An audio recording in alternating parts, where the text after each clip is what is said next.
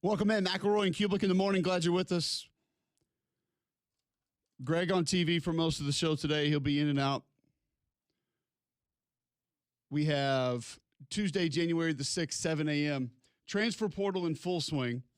A lot of things that I want to get to there, specifically with Auburn. And I've had multiple people reach out to me with concern over sort of how this whole thing is going with Auburn. And I find it interesting because we're in such different times here in college football with how things operate, how things are, who's been successful, who things have worked for, who things have not worked for.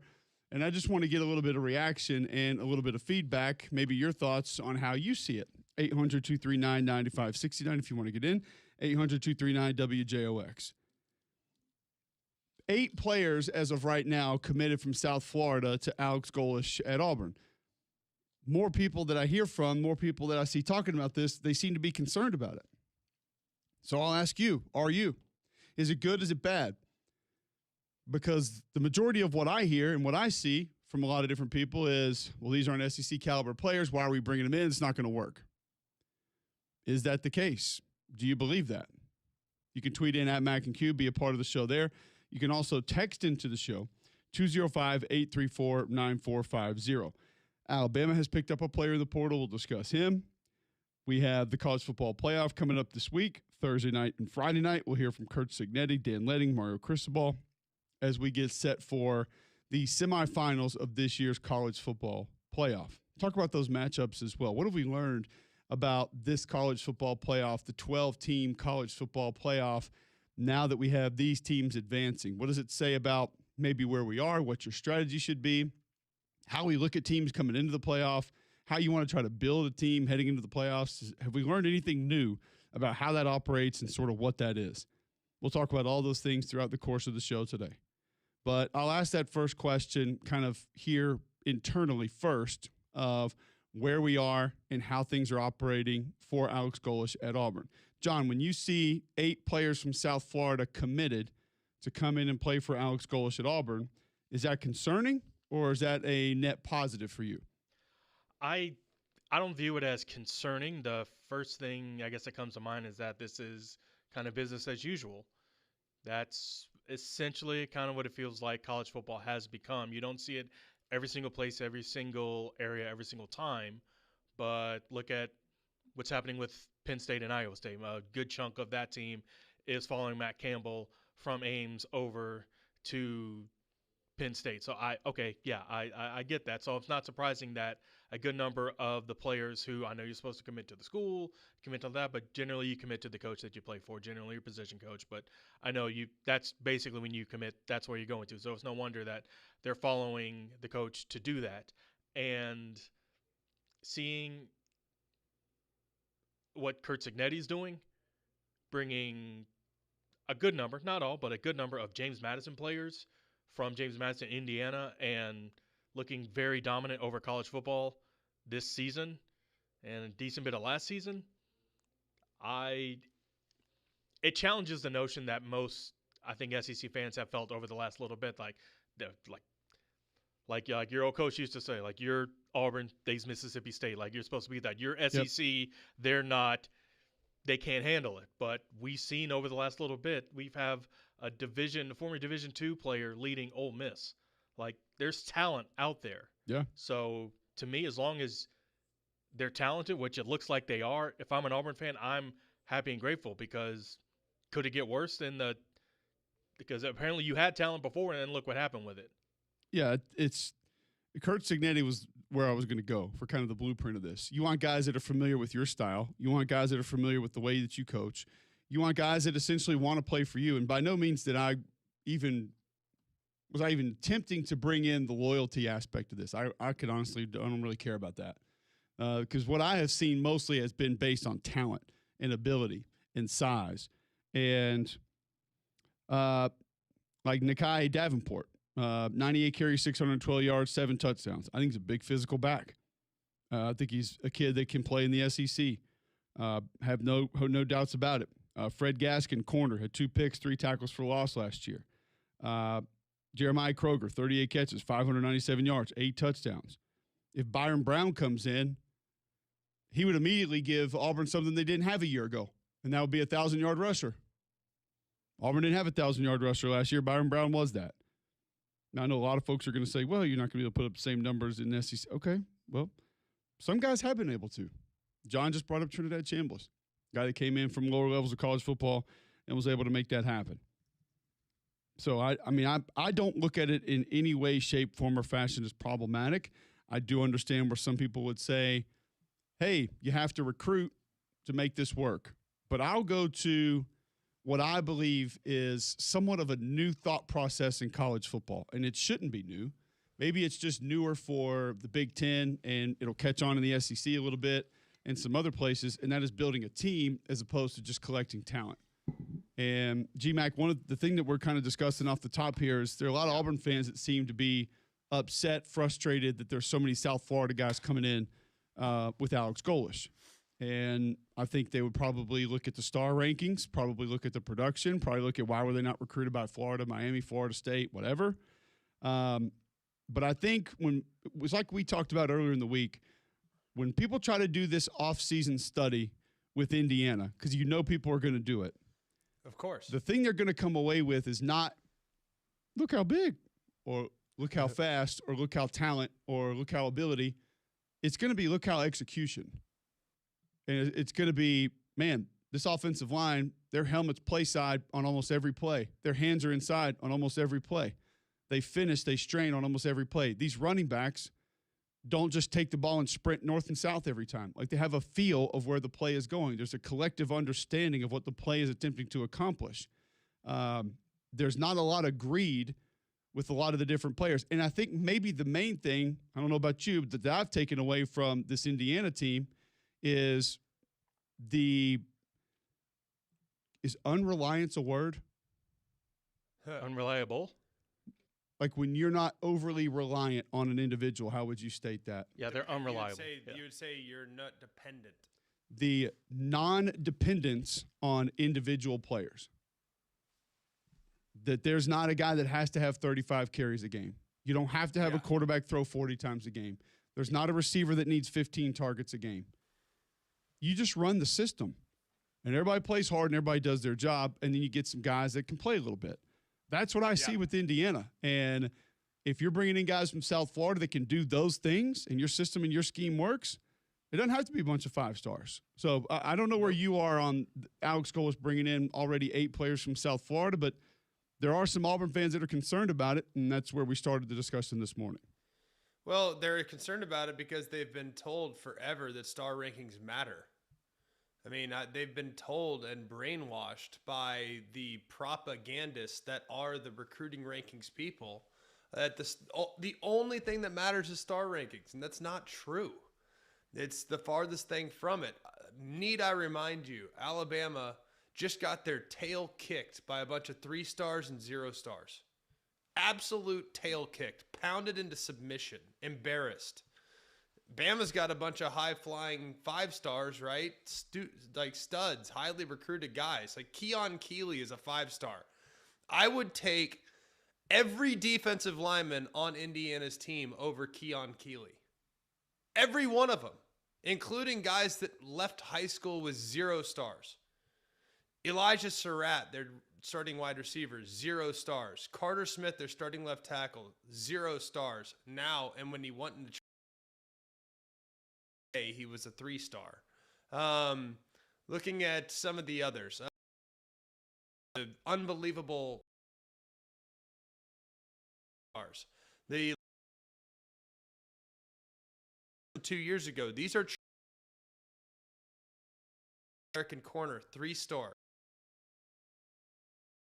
Guy that just ran it right up your tailpipe. Yeah, that guy, he's 3 stars. His name's Kalen Black. Like, one after another. Zach Horton, their tight end from last year, 3 stars. Going all through it. All these guys, man.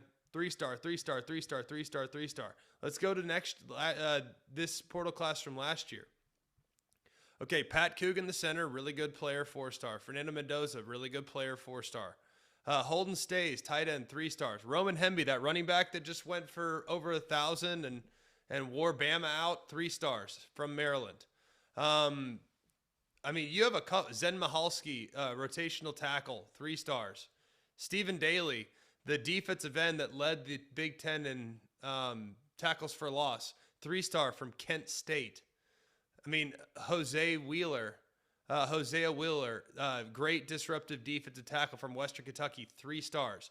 The tight end, Riley Nowakowski, 3 stars from Wisconsin. He was a walk-on linebacker at the beginning of his career, and then converted to tight end when they got rid of the linebacker, switched to fullback, got rid of the fullback because Luke Fickell came in, switched to tight end, was a 3-star, desperate 3-star, ended up in Indiana and just kicked Bama's behind. Like, I guess I'm just amazed to me that it's one thing pre-Indiana, people getting on their star rankings high horse. Indiana's been just in the last 2 weeks kicked the ever-living behind of 2 teams riddled with 4- and 5-star players. That's Ohio State and Alabama. And if they do it again this week, that will be 3 in a row. So I guess proof right there is right in front of you. Stop worrying about star rankings. Worry about whether or not a guy is a good fit, whether or not the guy's going to be a good teammate. Is he going to be a diva? I mean, all these Bama fans, for example, get all upset about, guys doing this to their fingernails and teddy bears and stuff like that. And like they get all mad about that, and yet they're mad that they go and get like the lunch pail 2-star. I don't understand. Like, what do you want? You know what I mean? I mean, that's to me, I just don't get it nowadays. But I agree with you, Cole. Like, it's a new world order, and Indiana is just taking names, and everyone's going to be watching them. You got to have guys on the same page. You got to have guys who have an understanding. And I think maybe a more collective, big picture aspect of this is what we talk about with depth. We always think about depth as, okay, guy gets injured. Do you have a guy just as talented or almost as talented? Or maybe one day will be better football player that can fill in now. He's just not quite ready. Maybe the other aspect of the depth that we need to be looking at is, do you have more guys that are just on the same page? More guys that just have the understanding of this is how the play is supposed to operate. This is what our scheme's asking of you. This is what we need you to do. When we run combo coverage, this is when you come off that route onto another route. This is when you allow that route to go and you come up and you play something else. This is when we need you to pick the center and not worried about getting a tackle for loss because this looping defensive tackle is going to be in position to make a play. Or this is when we need you to eat 2 blocks because the linebacker is going to run through and he should be able to have the play in the backfield. When you have more of those guys that can play maybe 10, 12 less snaps a game and give you full effort, have better understanding of what you're doing, it doesn't matter if you're 2-star or 8-star because everybody seems to understand what the play is asking of you and how to operate and different things that you need to do. So I look at it as if you get guys that have played, and a lot of these guys Golis is bringing in have played college football. Look who South Florida played last year. And I understand that the schedule top to bottom isn't what people think, and people would look at it and say, well, it doesn't have to grind every week of the SEC. That's fine. It's fair. You're accurate. But it's not like they weren't tested at all last year. Right. It's not like they didn't play against, Florida, Miami, team that's in the playoff right now. Played against Boise, pretty good football team. So they've at least gone up against them and have an understanding of what it's going to look like and what it's going to be like. So I think the other thing I'd say too, like, and I don't mean to cut you off there. Like, I think for a lot of coaches, there's a bit of a learning curve when they get in the SEC. Like, I think there really is. There's a bit of a learning curve. Like, man, I can do that. I can't do that. The league is different. Like, it's a different league than what you'll face in the Big 12, Big 10, American. Like, it's totally different. But I think Auburn fans can find solace in the fact that they do have a guy that has coached in the league before. Granted, as a coordinator, but Alex Golis knows what playing against SEC defenses week in and week out looks like. Like, that's an advantage. Like, he's not bringing guys that he doesn't think can help him. He's not bringing guys, because he needs some glue guys in the locker room to help teach his system. It's like the easiest system on planet Earth. Like, he knows what it requires to win at this level. So you just hired this guy. You got to trust this guy that he knows what it takes. You know what I'm saying, Cole? Like, am I crazy? And I do think for Kalen DeBoer, there's a bit of a learning curve. He's never been in the league before. I think there's been a bit of a learning curve for him. And he's done fine. He's done good. He's adjusted well. But he's going to get better. I think there are things that you could do in the Pac-12 that you can't do in the SEC. And he's had to learn that the hard way. a little bit the last couple of years, but he's figuring it out. I have full faith that he will. Golish has at least been in the league. He knows what works. He knows what players can do. So I think that is an advantage that you get when taking over a job like this that you might not had if you didn't have SEC experience. What do you think is at the top of that list of that learning curve? Is it physically the type players you need? Is it managing the level of talent of the opponents? Is it understanding maybe some of the venues that you're going to be playing in, week in, week out, 4 or 5 times a year?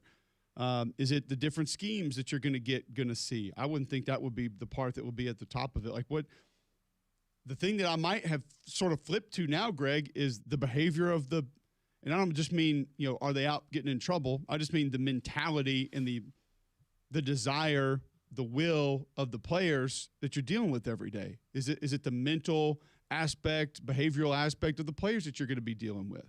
Like, there's part of me that this whole it just means more is in some way starting to work against the SEC a little bit. Because like you said at the very beginning of the show, we've been brainwashed into this. It's got to be 5-star. It's got to be 4.5-star. It's got to be a guy that has super potential one day instead of just good football player. And then on top of that, you throw in it just means more. Well, if you're not in the playoffs, it's a failure of a season. And we had people calling in the show 4 days ago telling us that winning a playoff game was a failure of a season and the coach needs to go. Winning a playoff game on the road. We had people calling the show and tell us that. Winning a game in the college football playoff on the road, coach should go, coach needs to be fired. So there's a part of that, I think, that is almost working against the league a little bit of, hey, man, don't go build a team. Don't go get the best football players possible. Don't go get the guys that have the best understanding of what you do. Maximize every ounce of talent now. Do everything you can to win at all costs immediately or else. And I feel like there's a little bit of that's where we've sort of gone to. Yeah, I mean, but it's the difference between the SEC and other leagues is everybody believes they can win. That's the difference. Like in other leagues, people are like, yeah, if we can get to 6, I'll be pumped.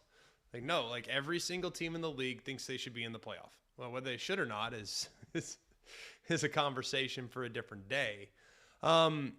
I think when you look look, we care greatly here. There's no denying that. And we have been brainwashed to think, well, Georgia has 5 stars. Georgia has 5 stars. Yes, that is accurate for sure. And Georgia's got their tail kicked by a D2 transfer. Just got their absolute tail kicked. Had 40 hung on them by a Division II transfer. Let that sink in, ladies and gentlemen. Like, there's quality talent all over the players. And sometimes the 5-star that's sitting behind that D2 transfer is a good player too, by the way. Really talented young man. Crazy talented. And highly desirable in the portal right now and is probably going to Missouri. But that D2 transfer is a different dude, man. Like, it's different. There's a bunch of guys like that. Like, and I think in an era in which you have agents and egos and guys, like finding guys that have something to prove matters. Like finding guys with a chip on their shoulder that are not comfortable with the status quo matters. Because I think there's a lot of guys out there, a lot of 5 stars, 4 stars, and this is not universal. You can find the 5 stars and 4 stars that are grinders too. There's a million of those guys. Not as many, and then everyone's trying to get them. But you want the guys that have something to prove. Like if there's one thing we've learned, having Ferrari's awesome. In today's day and age in college football, having a Ferrari's phenomenal. I'd rather have a fleet of school buses. I mean, I really would. Like right now, they're all in line. They all know exactly where they're supposed to go. They know the route to take. A fleet of school buses wins in today's day and age. The 3 out of the 4 teams that are playing right now have been the more physical team in their playoff matchups. There's something to be said about that. So I think lunch pail guys combined with a couple of sports cars is great. But I think we're all trying to figure out what the mix is, and I'm not sure anyone has the answer right now. But in reality, the other thing that's helpful is staff continuity. And we know that works too. Absolutely. But good luck getting that in the SEC. 800 239 9569 if you want to get in. Tom in Birmingham wants to talk portal. Welcome in, Tom. You're on the Higginbotham Hotline. Hey, good morning, guys. Yesterday and today's show were fantastic. You answered today what my question that I could not get in yesterday was.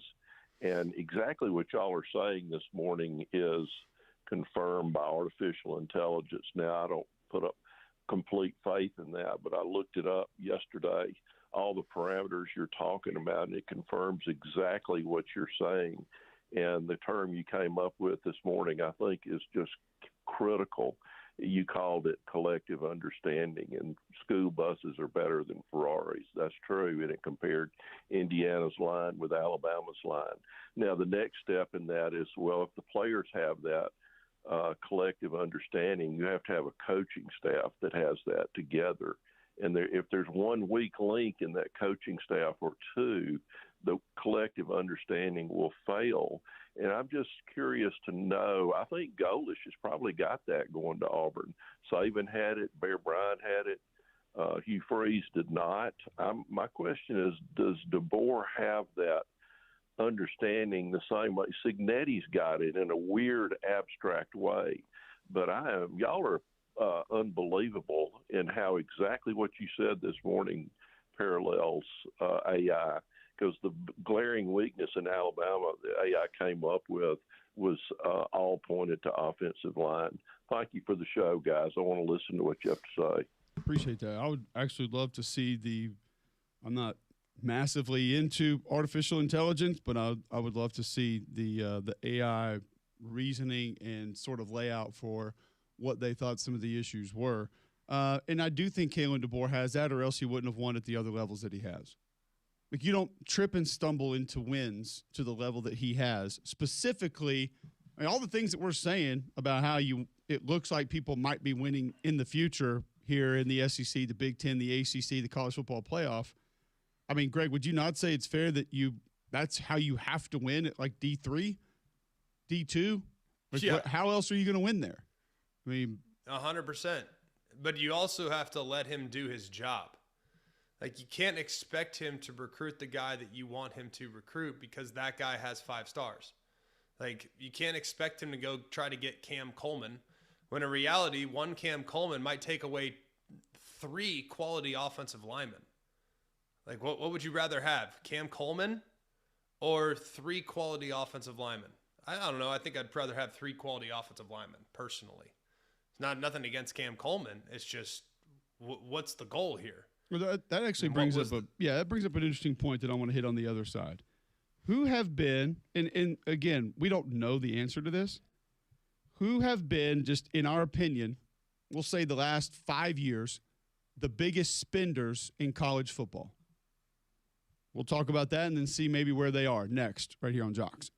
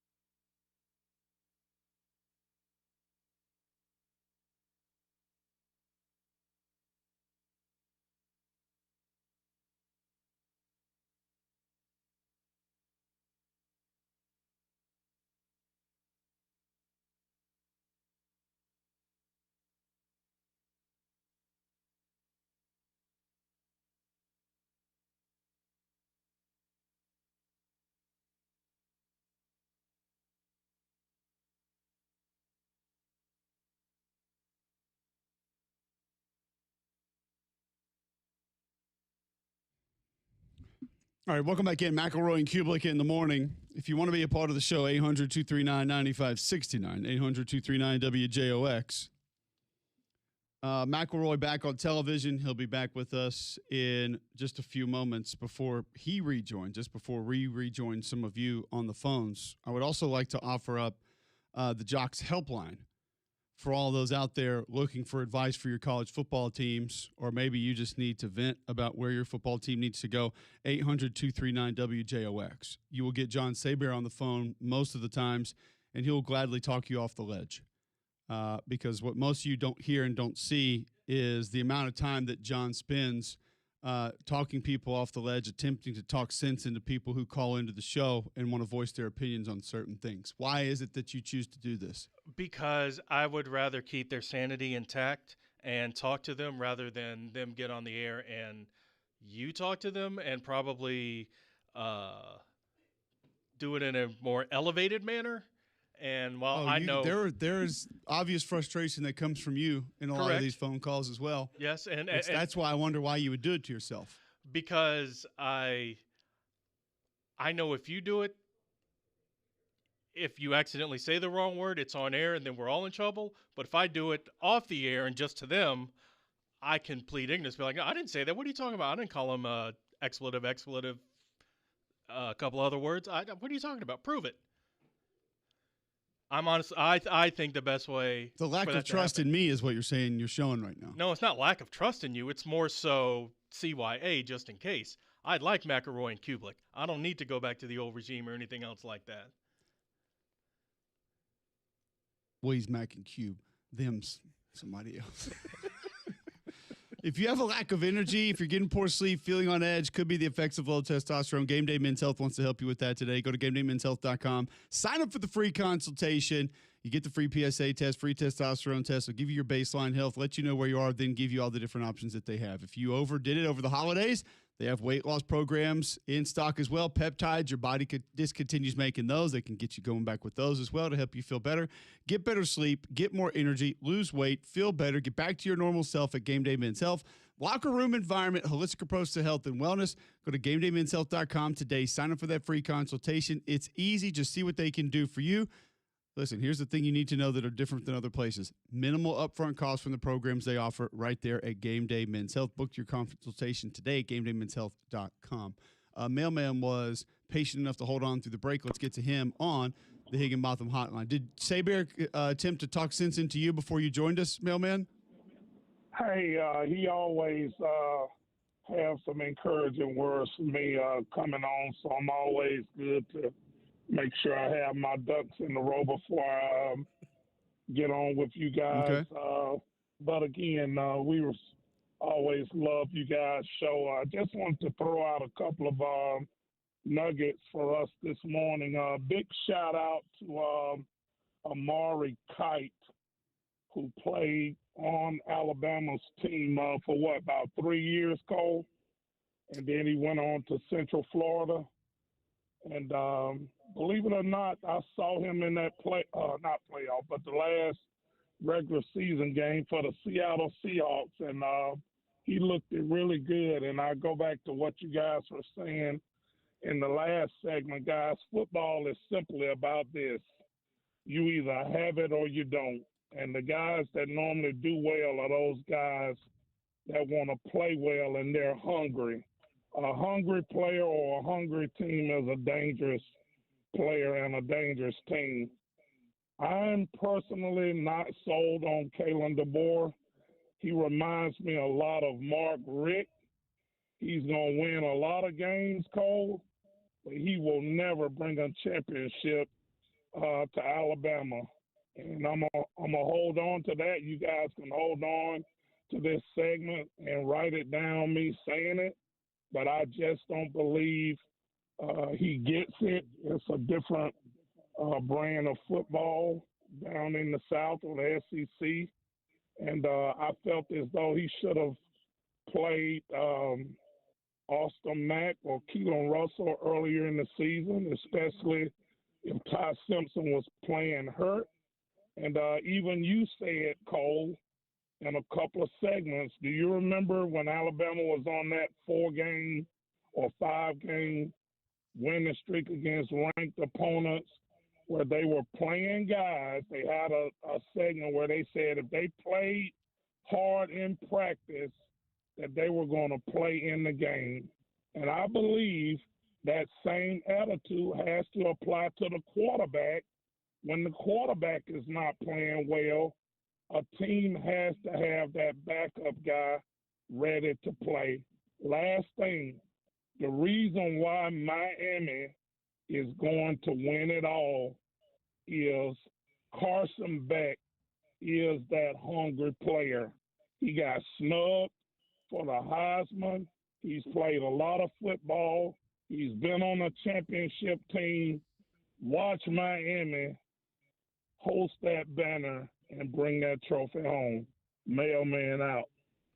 I appreciate the call, Mailman. I'm going to say a couple of things in reference to a couple of things you brought up. As far as quarterback goes, we say every team's got to have the next guy ready to play. How many of those teams are out there? I mean, Ole Miss this year. Yeah. And I can tell you this. I mean, I think I said on the show yesterday, I'll say it again. And I actually asked Charlie Weiss on the field before the game, whatever day that was, New Year's Day. I don't know what day of the week it was. I'm not sure I still know what day of the week it is. I said, confirm for me what you guys told us before the season, that Trinidad Chambliss could not complete a pass in practice when he arrived, got in Saturday scrimmages. The first Saturday scrimmage, I believe it was the third team, up and down the field. Okay, let's give this guy some more reps. Still not very good in practice. Still not sure they can use him. The next Saturday scrimmage with the twos, up and down the field. Okay, we need to take a closer look at this guy, try to figure out what he's doing. Struggled in practice again, splits times with the ones, moves the ones up and down the field. He's then the backup quarterback. We're going to try to figure out a way to get this guy ready. Then he has to play, and what do you know? Look what he's doing. Did Ole Miss have him ready per se? Or was he just that guy? He's just a gamer. Just a gamer. He can figure it out. So how many other teams have had their quarterback go out for a series, for a game, a half, 3 games? Mm-hmm. The part of, number one, I don't think Ty Simpson was healthy for portions of the year. The part that we never see is, what are the other quarterbacks doing in practice? We all want the backup to play. You don't know how many picks he's throwing. You don't know if he can't communicate the line of scrimmage. You don't know if he knows the play calls. Hey, Alabama has played quarterbacks in recent memory that don't know the snap count and can't verbalize a snap count or a clap to get the snap. I'm not putting that on the coaches. There's somewhat of a responsibility on the individual players as well. Mm-hmm. Now, to Carson Beck, I don't fully disagree with what you're saying there, but I would take a little bit of a different angle on this. I think if Miami wins the national championship, just as it pertains to quarterback, it will be that Shannon Dawson is doing a great job of not over asking from his quarterback. You go back and watch that playing against Ohio State. Now, he almost played himself against A&M with some of the stuff in the first 3 quarters. But the playing against Ohio State was magnificent because he didn't ask him to sit in the pocket. He didn't ask him to go make these super ridiculous throws. They push it down the field every now and then, but it's quick throw, take the free grass, take the outlets, take the check down, screens, and then we'll take a shot every now and then. And then he did a great job of tucking the ball and running. And what was it, a 3rd and 11 the one time where he tries to run the dude over? Like, that's the kind of stuff he's going to have to do. Like, I think to win, this has moved way up my charts of winning as a quarterback in college football. How much can you avoid catastrophe? And maybe not turn it into an 80-yard touchdown run or a 60-yard touchdown pass, but how often can you avoid catastrophe and not allow it to be a negative? Mm-hmm. Even if it's, okay, 2nd and 9, here we go. But you know what it wasn't? Pick 6 the other way. Yep. Sack for a 14-yard loss. Strip sack fumble for the kid at Oregon that David Pollocks it and almost takes it into the end zone. Like, if you avoid those, that's like getting the mushrooms in Mario. Like, you're like, it's a 1-up. Yeah. Like, all of a sudden you go from little Mario to big Mario. Oh, 2nd and 6, and it could have been 2nd and 14. Yep. Like, you just got the mushroom. Mm-hmm. You just leveled up. Okay, cool. Let's go. And if you can continue to level up instead of leveling back, I don't care if you have 190 yards passing in the first quarter or 600 in the game. Like, just don't cost me the game. And it's one of the things that we've talked about certain different points in time. Like, Mendoza's great at this. He'll kind of shuffle and move in the pocket, manipulate, and all of a sudden you look up, it's like 2nd and 8. Like, there's a lot of quarterbacks that melt right there. Mm-hmm. And all of a sudden it's 2nd and 12, or the other team has the football. The guys that can't throw it away, just run. 360, spin, look, go backwards, fast pitch softball, Montana Fouts, underhand, try to get it to a guy. Like, what are you doing? If you're not giving possessions away and you're allowing us to stay in manageable down and distances, that is almost better than anything else you can do. And that's what Carson Beck has done for 2 games. Now, his coach that asked him to do a couple of these wonky, plays that they drew up in the dirt in the first 3 quarters, he's got to stay away from that. And he did in the second round. So almost that same mindset we're talking about quarterback, coach just did the same thing, learned from his mistakes and said, we ain't doing that anymore. Mm-hmm. We will run the ball. We will take easy throws. And then every now and then when we get on one-on-one, go chunk it down the field. And hey, by the way, when your tackle does get beat, get out of there. And he did it. Back with more after this.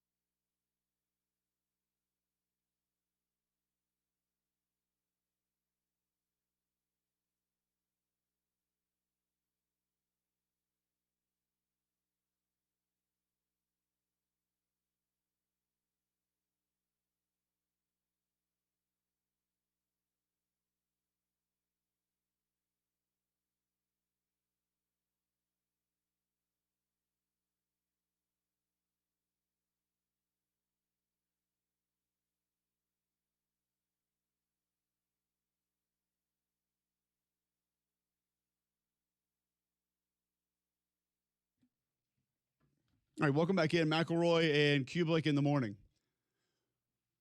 7:41, Tuesday, January 6th. Greg, how far up the rankings of what you desire from a quarterback, Damien and I were talking about this during the break, has avoiding catastrophe plays come for you?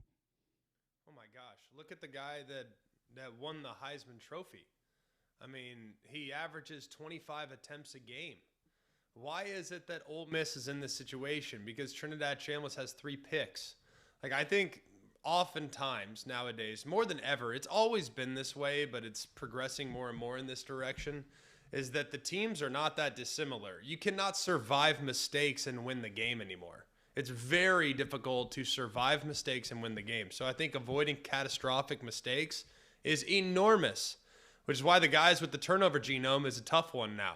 Like it's a dice roll. So I think there's a lot to that. And the age-old saying of more games are lost than won, that is, I think, truer now than ever before. I mean, Damian brought up Marcel Reed in the break, and you go, yeah. I mean, the guy he feels like he's going to give it back to you once or twice a game and in some pretty important spots.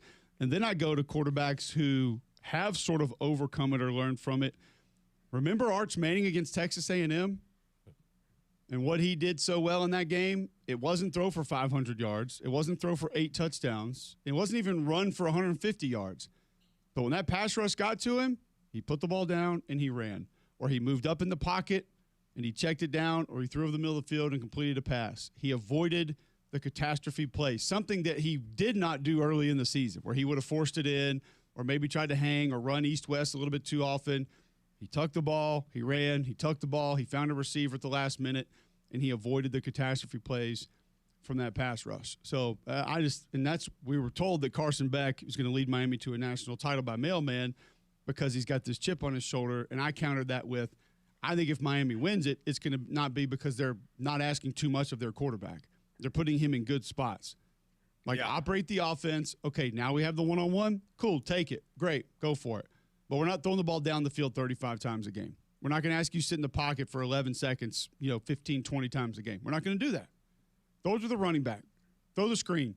Hand the ball off to our hammer of a running back behind a really good offensive line, and we will survive because our defense can rush forward 95% of the time and get home. We're good. We have trained killers in the secondary. Let them win the game. Football ain't hard, man. Brandon and Coleman on the portal. Welcome in, Brandon. How y'all doing, fellas? We're great, thank you. We're great, thank you. Yeah, so I just had a couple comments. I know you were talking about the portal and how people are, concerned with it or whatnot. I'm not too concerned with what's coming in so far. Obviously, it's early still. One thing that has got me on edge, the lack of, offensive line that we've either showed interest in or they've showed interest in us. That's probably one of my main concerns.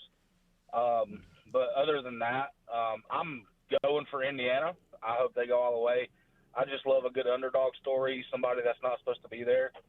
And I'll hang up now and let y'all talk. You're referencing Auburn, correct, Brandon? I think so. He was talking with the offensive line. Yeah, I'm assuming. By the way, Brandon, if you're feeling on edge, Game Day Men's Health. Just kidding. That was supposed to be funny. I thought it was. Now, I would not agree with the showing interest in. I think there are plenty of offensive linemen that Auburn's attempting to attack and attract, but the commitments from, I can understand that. You watch that offensive line last year, and probably your center's going to the NFL draft. It's pretty easy to say, hey, we need better talent. We need upgrades there. I do think that that's something that will continue to try to go after and try to attack, and for different ways, different reasons. That offensive line will act differently this year. They'll be asked to do things that group last year didn't do in different ways. But it's absolutely a position of need for the Auburn football team. Lee in Cincinnati. Welcome in, Lee. Hey, thanks for taking my call. I want to start out by saying, being a Florida Gator fan, I asked John to talk me down off the ledge, and he said there was no way to do it. He said to go ahead and jump and make sure I do a cannonball so my splatter pattern's even that much spread out. So, but in all seriousness, the Gators, they've got what I'm afraid is Billy Napier 2.0 coming in with Summerall from the Sun Belt. Do you think that that's the case or not? No. First off, Tulane's not in the Sun Belt. Well, that's true, but my point is that I'm afraid that because y'all always talk about and y'all make great points about you have to be the right coach at the right place. And I'll be honest with you, I just want the Gators. I'm hoping that they made the right choice this time. That they didn't. Well, here's the thing. Here's the thing about that. sometimes the right place has to allow the coach to be the right coach. And they're oftentimes similar to Auburn that it feels like Florida works against itself because it could just never be good enough. And I'm not saying that Billy's results should have been satisfactory or should have been allowed, but there are just certain points in time that it doesn't matter who the coach is, it's not going to work. Like things just need to go a different direction. Did Billy recruit well? I'm asking you, your honest opinion. Because I can tell you this, there's about 15 players on that team that I'd love to be on Auburn's team instead of the guys Auburn had. I bet there's a lot of guys Tennessee would rather have that Florida had. There's a lot of guys that South Carolina would rather have that Florida had. So he got talent. Did he not? Oh, yeah. The running back, DJ Lagway, yes, they had a lot of talent on that team. It's just you can have talent is talent, but like you said with Kirk Signetti, even you got to know what to do with it. With the talent that you have and the people that you have to know how to use them and how to get them to play up to their potential and above their potential as a team. 100%. But I just don't think that because it didn't work at one place means you're a bad coach. Like I don't think Billy Napier's a bad coach. I don't think Brian Harson's a bad coach. But there are just certain situations that aren't going to work. And it hadn't worked. It hadn't worked at Florida in a while. And by the way, when it was working, because of one way that the guy that was there operated, who had him in the SEC championship game, wasn't satisfactory, you ran him. True. 2 times. So now I think Billy and John Summerall are very different. I think their mentality as far as what their teams are going to be inherently are going to be a little bit different. I think from a motivational standpoint, they're very different. Now, from an organizational standpoint and like building things from the ground up, like are they somewhat similar there? Yeah. But I mean, if you're going to be upset that you hired a coach that was coaching at a lower level of football and had success and then's coming in to be your head coach, you're kind of limiting your hiring pool there because you can only go hire guys that have been successful in the Big Ten, the ACC, the Big 12, and the SEC. So there's not a lot of those, and a lot of the teams that have those, they're not letting them go anywhere. No, you're absolutely correct, and that's not what I'm not upset about that at all. In fact, I'm asking you to help assure me that that's not going to be the case. That because I don't feel that way. No, and I'll be honest with you, I don't think that Billy Napier is really given enough of a chance. I think that they should have been given 1 or 2 more years to let his system try to fall into place. But I'm not the decision maker as far as that goes. See, I disagree with that. Like I love Billy. I disagree with that. He had enough time. And he had enough resources. The problem is, and with all due respect to Billy, he never relinquished control of the offense. Like Summerall is not coming in and calling plays. Summerall's not coming in and trying to run it down your throat. Summerall's bringing in Buster Faulkner, who's got SEC experience, just did a lights-out job at Georgia Tech the last couple of years and creating an offensive identity that was difficult to defend for guys to go play in. They developed a lot of players within that offense with a ton of team speed. Like I think when you look at it, it's already off to a very different start than the way it went with Billy. Billy needed to start from the bottom, build the roster, had a good roster, and made critical mistakes in big games that led to them losing games. So I love Billy, but it was time. Summerall now is going to go in. It doesn't require a complete makeover like it required with Billy, and they're going to put a little more flair and pizzazz into what they're doing offensively, which I think is going to help them win a lot of games. Appreciate the call. All right, we'll get to a break, finish up this conversation next right here on Jocks.